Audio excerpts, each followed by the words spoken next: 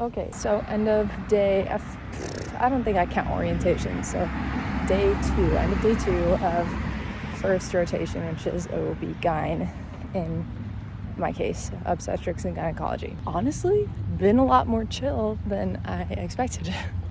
It's actually been pretty nice. I feel like I'll look back at this in like a week or 2 or 3 from now and be like, yeah, you didn't see what was coming. I don't know, it might get a lot crazier. I know I have night float, so night shifts, my last week, so that might be pretty brutal. Anyway, so there's orientation. We're all just like trying to figure out our way around the maze that is a hospital. Then yesterday I saw it was a colposcopy, lectures, didactics, and then we did the sim lab thing where we practiced suturing, knot tying, and pelvic exams, labor, delivery, like delivering a baby, like the steps of like doing that, because they have this like $30,000, what's it called, like simulation woman that like births out a fake baby. It's pretty wild, but it was cool. So at least now when I go on to L&D, I'll maybe have some idea of what the steps are and might be able to help a tiny bit. At least that's what I hope for. But yeah, so just heading home. It's like 5. I got home yesterday at 5:30. So not so bad so far.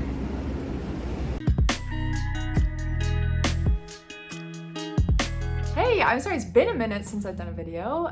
Honestly, it's been kind of wild. Like, I was recovering, right, from step, and then we decided to very last minute move. If you can tell, there's a different background now. And the reason being, we wanted to be closer to the hospital. We weren't that far in our other place, 20 to 30 minutes depending on traffic. The problem is that there are 2 kinds of people in this world. There are the people who can't fall asleep while they're driving even if they're tired, and then there are people like me who can fall asleep just about anywhere, including while driving. So that's problematic, and I've had a number of close calls where I'm kind of like, I'm fine, and then it comes on really suddenly, and I find myself like borderline nodding off and catching myself and be like, oh my, and kind of having that freak out moment. That's very scary. It's really scary. And I'm like, okay, well, crap. That's happened in the middle of the day before when I'm not even that tired. I can't even imagine when I'm doing surgery rotation in January and February, dead of winter. I'm getting up at 3 a.m., having to drive down. That's scary to me. And other people might be like not a big deal, whatever, 25 minutes isn't even that bad. It's long enough for me to fall asleep at the wheel. With all the craziness going on with the move and adjusting to the rotations and everything and trying to figure out, how to study, where to study, how to not be late, how to not look like a complete idiot. Yeah, it was just a little crazy. So please forgive the kind of larger time period between this video and the last one. Anyway, I am in my 2nd week right now of OBGYN, or obstetrics and gynecology rotation. And to be honest, I was super nervous, like really nervous, because first rotation. Second, OB, depending on your program, has a scary reputation. And my program, it certainly is not the case, but I've heard of, people in other programs and, scrolling through Reddit and stuff, whatever. There are a lot of OB-GYN programs out there that are not super friendly to med students, because OB-GYN is 24/7. Babies come at all hours. So those services are going around the clock. The residents and the attendings and everyone in those departments works really hard. Some of it can be really like emotionally heavy. As far as I've experienced in these first 2 weeks, that is definitely not the case at my program. I've had an awesome time. They've made it a really nice transition into rotation life. Yeah, you get pimped a little bit here and there, asked some questions, get put on the spot a little bit. Nothing like I've heard horror stories about at other places. Nothing really mean or degrading or anything like that. Just, if you don't know, you just say, I'm not sure, but I can look it up. And they're like, all right, sounds good. I'll, after this case, I'd love to hear about that. And so you look it up and you give it to them. And they're like, hey, great. And this. And they're very actually like willing to take the time and explain stuff to you. And if you express interest and you ask good questions and you just show like, hey, I'm trying. Like, I know I probably sound like an idiot half the time, but I'm trying.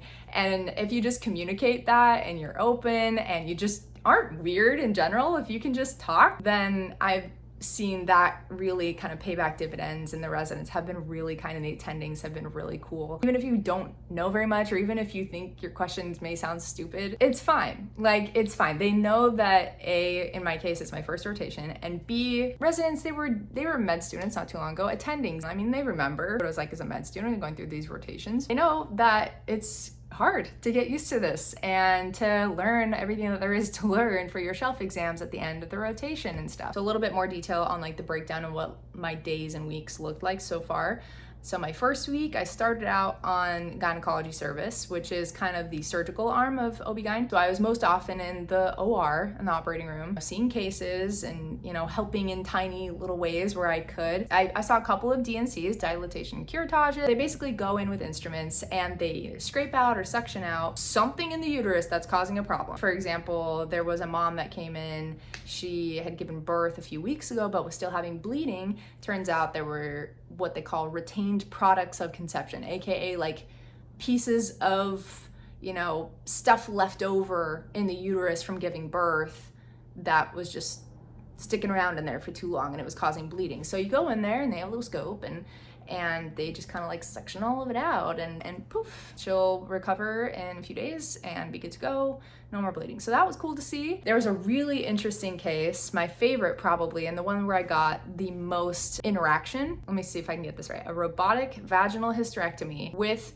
colpopexy. It is what it sounds like, robotic, using a Da Vinci robot, which is so cool and so expensive. I looked up how much it was like, I don't even want to say. You can look it up if you want. It's insane. Are placed in particular spots in the abdomen so that the surgeons can then go to like consoles. It's like really fancy video games almost, but like with just these fingers, where they attach to these probes and tools that are sticking out of the abdomen in several spots. So it's just like 5 little holes, and then they pump the abdomen full of CO2, which distends the abdomen so that, you know, not everything's all squished, and with the CO2 you can actually just like, it just opens everything up so you can see the uterus clearly, and you can manipulate the tools in a way that's not gonna like be poking everything constantly. And yeah, they basically sit at these consoles. After everything's all set up, the arms of the robot come down and they attach to the tools,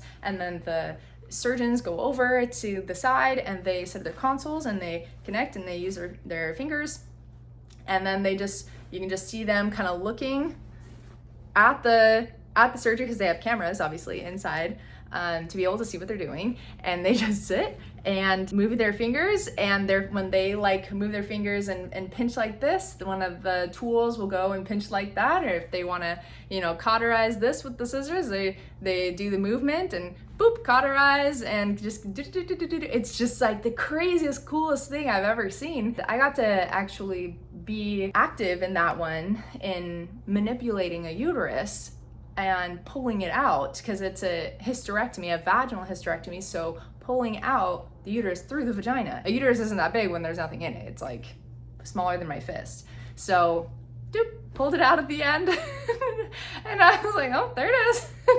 And it was really, really cool. Time actually passed really fast for me in the OR that day, because I was actually doing something other than watching, and it was a good time and it was really fun. Part of me, you know, wanting to do videos like this is so that other people can know what to expect when going into a rotation, and part of it is also so that it's kind of like a journal for me in a way to kind of look back on, because I'm still not totally decided on what I want to do for residency. I've heard it's helpful to journal in some way to kind of keep track of how you were feeling during a certain rotation and when you were most engaged and most excited and least burnt out and least drained. And it would be awesome if any of you watching throughout the course of rotations and you comment and tell me as like an objective third party, like, hey, you were really pumped and happy during OB-GYN, but man, during Gen Surge, you were looking like crap. It was just, you looked tired all the time. You looked burnt out. You can just tell me, you can comment. I will not be mad. I think it'd be really helpful to have third party opinions. So send them my way. I mean, I generally try to be like upbeat in these videos, but I'm sure it'll be apparent when I'm really enjoying myself and when I'm not. So hopefully these videos will kind of help. Anyway, so GYN, to walk you through kind of like the hours, when I was on GYN service, so that surgical service, which was last week, 6:45 is when I had to get there for a morning report. We would do morning report till like 7, and then I'd be there till 5:30. Fairly long day, not crazy. And we had some downtime too, because there were a couple of slow days where like there were some cancellations on procedures. So we just studied and, you know, I did my Anki and, you know, practice questions. It was a little more chill than I expected because of the downtime. And then this week has been very extremely chill because I'm on ambulatory, which means outpatient clinics. For example, I've had like a bunch of half days so far. Tomorrow is my only kind of like full day this week because I've only just had like a couple of afternoons of outpatient clinic where it's like prenatal visits and checkups and just like quick outpatient visits. And then I did a morning in fetal imaging, and that was really cool. Got to see ultrasound checkups, and I got to see twins. That was really cool, seeing a twin gestation and like making sure that they're growing properly and watching like the anatomy scans, because at 20 weeks you get your anatomy ultrasound. That was really interesting. I really like imaging. I haven't been on labor and delivery service yet. That is next week for me, and that I've heard is quite busy, especially in the summer. People tend to plan to have babies in the summer, which makes sense. Apparently, the Friday before we started rotations, a resident was saying that they had 39 deliveries in one day. So there's plenty of deliveries to go around. We each have to have 6 to be able to complete the rotation. So I will be helping out with, at minimum, 6 deliveries, whether by C-section or vaginally. So I'm really excited for that. I've heard it's really fun. Also kind of long hours. You get there again at 6:45 and then you leave at, I think, 6. Longish days, but you're busy. I'm hoping next week, you know, 3rd week in, I've, you know, been trying to study up on like how to help and how to set up the labor and delivery table and you know, the different movements and how to catch a baby. So I'm excited. I want to catch one. I'm learning about it, but very different learning about it on like a simulation thing than doing it in real life. And so hopefully by the end of my time there, I will be able to help do that and do it with supervision, of course, but like mostly myself. I'm like really excited for that. So I'll update you later after that's over and tell you how it went. But so next week, 3rd week, labor and delivery, like I said, then the week after that is night float for me. And I'm not pumped about that. It's the week right before we have to take our OSCE and shelf exam. Not super psyched about that, but you know, gotta do it. I'm like trying to think of like the questions that people would have and the questions that I had going into this. One thing that cannot be overstated is getting a supportive good pair of shoes. Yeah, like don't just be like, oh, I think these ones are. No, make sure you have solid, good, comfortable shoes to stand in and walk in all day. Also snacks, so many snacks, all the snacks. I made the mistake of not bringing nearly enough the first couple of days and it was horrible. Like stuff small enough to stuff in your pockets as you're walking around too, because a lot of times you just don't get the chance to go back to where your food is. Like I read about bringing snacks on rotations. I didn't really take it seriously until after the 2nd day, and I was like, take your snacking very seriously and bring good stuff too, not just like goldfish and Pop-Tarts. Oh, studying. So one of the main things that like older students would tell us younger students as we were coming in, figure out early on how to integrate studying into your rotation schedule, because it can get pretty difficult especially on the busier services to actually squeeze your studying in. For example, if you're an Anki person, I'm an Anki person. So this is my setting right now, is I do probably about 30 new cards, a total of 150-ish reviews every day. It takes me about 45 minutes max, but it's really nice to spend the, $15-20 to get the Anki app on your phone. Well worth it, because then you can take it everywhere you go. At this point, at least at my hospital, nobody like looks at you weird if you have your phone out, because so many people have just like apps and you communicate through your phone apps like within the hospital, and remote access to the electronic health record on our phones. I also use Amboss and UWorld, and it's really nice to have those 2 apps as well, and like have question sets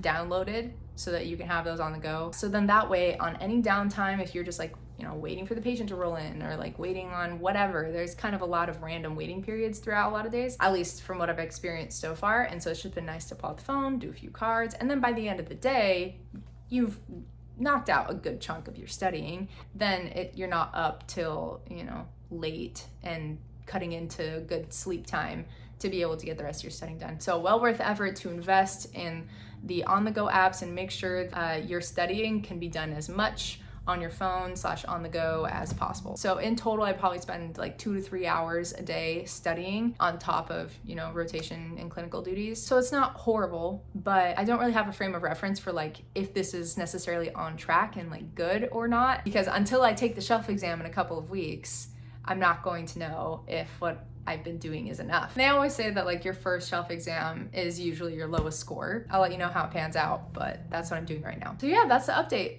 on the past few weeks and the first couple of weeks of OB-GYN. I hope I got to most of like the major questions that people might have regarding, you know, starting out on rotations, specifically on OB-GYN. But like if you do have a specific question that I didn't, you know, get to, or you want a clarification or whatever, just comment below or DM me. Either way works. I'm so happy to have you guys along for this ride. I think it's gonna be a blast this next, like, you know, couple of years. It's already way more fun than the first 2 years. So if you're grinding on those first like preclinical years, as far as things have gone for me so far, third year is way more fun. There is hope.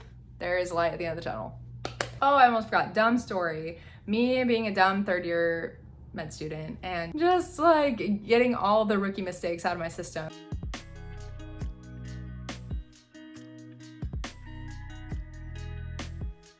Third day, I got to the hospital and I go to the scrub machine to get my scrubs, the hospital scrubs that you have to be able to like do stuff.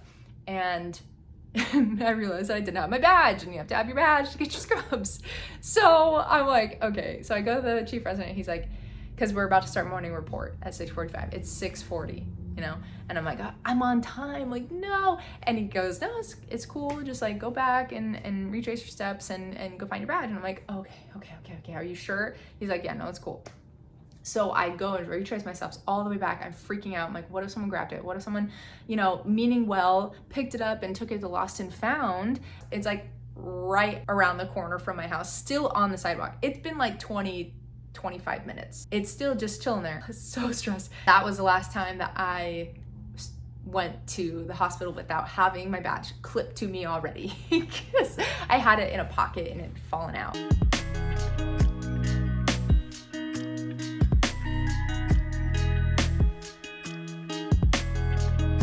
Good morning. So it's almost 6, so yeah, about 6:30 a.m. I got to the hospital yesterday at 7 p.m. I have been great at, you know, recording every day just because recent move, trying to get in a groove. Rhymed. That wasn't funny, sorry. Too tired. Just trying to figure things out, trying not to be an idiot, basically, not fail. This was my first full overnight. Not gonna lie, not my favorite. I do not know how current residents and attendings do this all the time. Maybe it's just like something you get used to. Wait, if you're not running around, if you're not busy, like it was actually really busy for us, like seeing consults, you know, lots of deliveries, lots of people coming through triage, and other students like were seeing C-sections and stuff. It was really busy for me, at least until like 4. I learned a ton, and then things died down and we were just sitting for 2 hours. Those last couple of hours are just really rough. I'm tired. I can tell my brain is foggy. Even when you get, I don't know, does this go away? Does this feeling of like brain fog and not being able to think straight, does it go away after you get used to nights? If it sticks around, if you're still foggy, that's not good. Like, people need to sleep. Residents should get more sleep.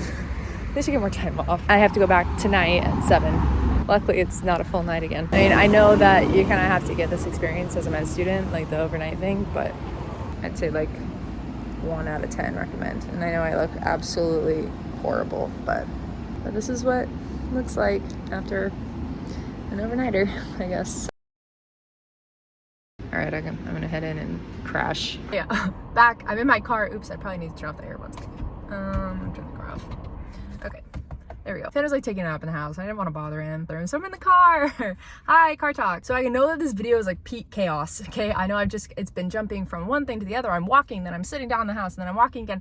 I know. I'm sorry. I'm figuring it out. Okay, but honestly, the chaos is perfect because it's actually how things have been going and how I've been feeling for the past few weeks. So thanks for hanging in there with me. I thought to do a recap here at the end to give people interested in OB-GYN or those about to do their rotation a relatively quick bullet point style summary of what to expect. So this recap will include a list of the different things that I got to do and see, how my expectation for the schedule and the content of the rotation stacked up against the reality, and a kind of spitball description of like the types of people and the personalities that go into this field, because A, I think it's fun, and B, it's just kind of not information that's always talked about, and I think it is important, like a personality match with the people that you work with. And obviously this is just my limited experience based on 1 month in one program, so you know, take it with a grain of salt with it, but I thought it'd be fun to do. It might be helpful and interesting for others who are interested or doing this rotation soon. So here's the recap, what I got to do and what I got to see. I just literally wrote down a list. I'm just gonna read it off, and if there's something that probably requires a little bit of explaining, I'll explain, no worries. Okay, robotic total abdominal hysterectomies. And I think I talked about that earlier. And I got to manipulate the uterus saying, okay, move it anteriorly, and I go, Rrr.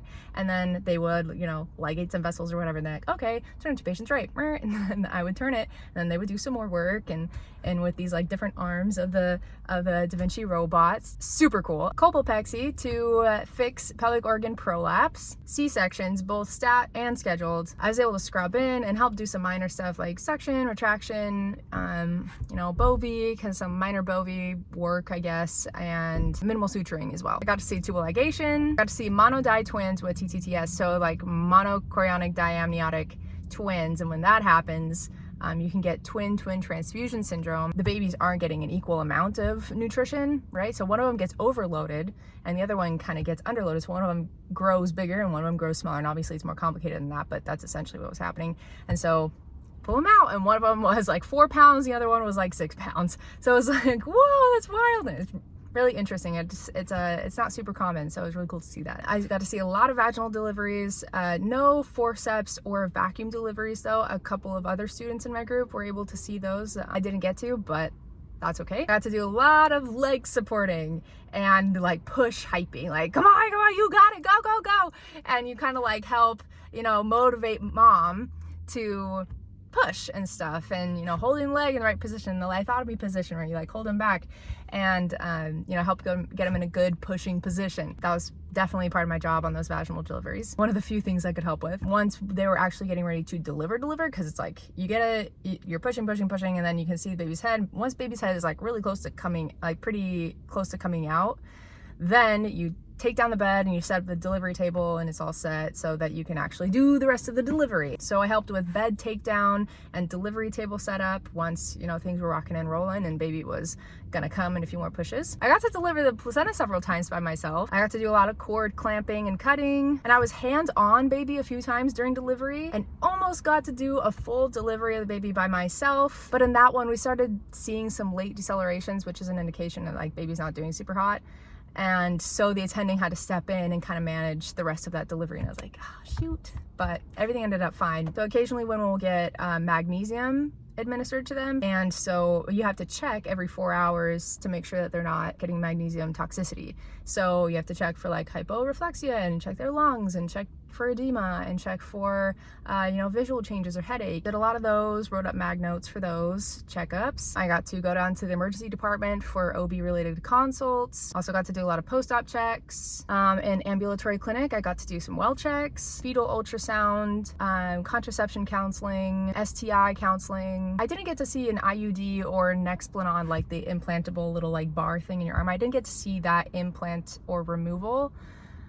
And then I had an afternoon on gyn-onc, which is gynecologic oncology. So cancer in female organs. Yeah, that was really cool. Very interesting field. Other people got to do a day in REI, or reproductive endocrinology and infertility. I didn't get a day of that worked into my schedule. I got fetal ultrasound and imaging instead. And finally, lots of pimping.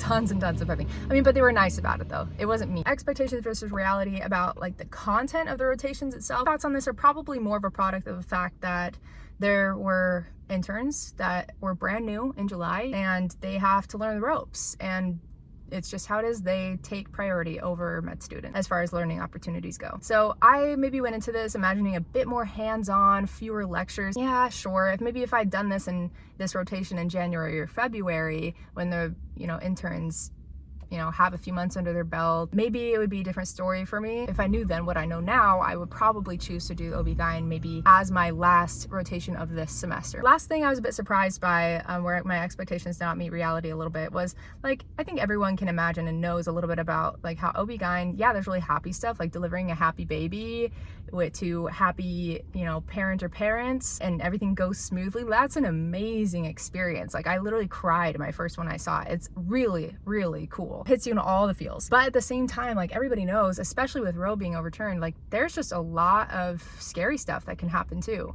A lot of scary stuff, a lot of sad stuff, heartbreaking stuff. And I was surprised to find that for the most part, med students were kind of purposely shielded from that stuff for the most part. I mean, unless it just like happened to you and it wasn't expected, they didn't like assign students to the sadder cases. I can guess why that is, but at the same time, the reality of this field is that there are a lot of sad, really heartbreaking cases. And I think it would have been really impactful and invaluable learning opportunities to experience even just a little bit, like not even like, oh, all the cases, can them all, even if they're gonna make you cry. Like no, just a little bit more of that difficult side of OB-GYN. Well, my my phone overheated. I was in the sun too long, sorry. Okay, what I was saying was, if students are going to use rotations to heavily inform what they want to go into, I think it'd be really worthwhile to let us have maybe even just a little bit more exposure to that more difficult side of OB-GYN, so that we can get a more realistic idea of what the field is like in practice day to day. Because seeing just the happy stuff is great, don't get me wrong. I see why it sneaks up on people and just like, you know, captures your heart with the happy baby stuff, but you can't overlook or forget about the more difficult side, more complex side of the specialty. So the expectations of the schedule versus the reality, this is about what I expected and what I thought, maybe even a little bit more chill than I thought. For us, it was about 30 to 40 hour work weeks, depending on the service. Although that one full night shift where I got back at literally like 6:30 a.m. well, that was definitely rough. My group on that week, we got lucky. We only had to do a full night like that once. Doing full nights like that all the time though, like the residents and attendings, I don't know how they do that. They're amazing.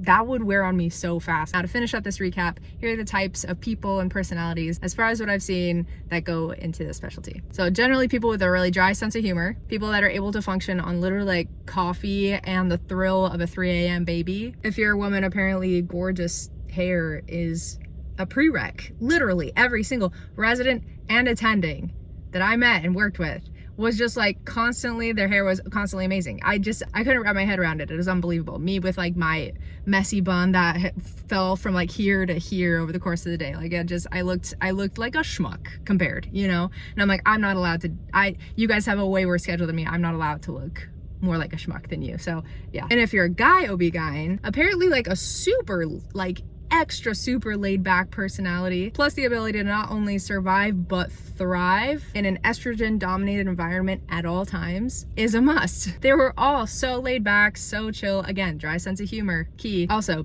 big goo factor in OB-GYN. I mean, this should be pretty self-explanatory, straightforward, and you know, not a surprise, but like if you can't handle blood, amniotic fluid, vaginal discharge, fecal matter, you know, people poop when you are in labor. That's just what happens. It's normal. If you can't handle any of those above goo factor things, then this field may not be for you. But if you like a little bit of everything, like a little bit of OR time, a little bit of clinic time, a little bit of emergency, a little bit inpatient, also with a healthy amount of social justice advocacy, then this might be the field for you. So there it is. That's my recap of OB-GYN in a nutshell from this one med student's experience. If this kind of more bullet point recap style here at the end was helpful, let me know. Or if you would rather just me ramble on about stories and stuff, if that's more entertaining, let me know. Or maybe you like both and you just want more of both or less of both or whatever. Just tell me, comment down below. Let me know so I can give people what they want when I do videos about upcoming rotations. My next one is ophtho, so Dr. Glockeflecken, this one is for you. And I promise I will be better about videoing more often so people can catch more of like the day-to-day flow. Anyway, thank you all so much for watching. I appreciate all of you who have stuck with me through this chaotic video. And when you're commenting down below, remember to like it, share, subscribe if you haven't already, you know, all those things. Love you all, and I hope you have a fantastic rest of your day, night, weekend, weekday, and I'll catch you next time.